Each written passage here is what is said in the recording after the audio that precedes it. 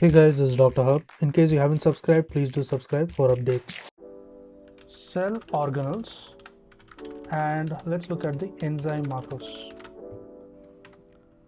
So to begin with, first is the nucleus. The nucleus enzyme markers is RNA polymerase as well as the histone deacetylase. Then looking at the mitochondria, it includes the ATP synthase, the glutamate dehydrogenase, as well as the creatine kinase. Next is the endoplasmic reticulum. So this includes the glucose 6 phosphatase, or we can write it as G6P. Next is the lysosome. The lysosome, it includes the acid phosphatase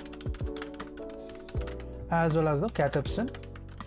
Then looking at the Golgi apparatus, there is the galactosyl transferase. So G for G, Golgi apparatus for the galactosyl transferase. And then is the peroxisomes. Then the peroxisome, it includes the catalase as well as uric acid oxidase. So it includes the catalase as well as uric acid oxidase. Next is the cytosol. Cytosol, it includes the lactate dehydrogenase, that is the LD. Then comes lastly the plasma membrane. Plasma membrane, it includes the 5 nucleotidase, the adenyl cyclase, as well as the NAK ATPase.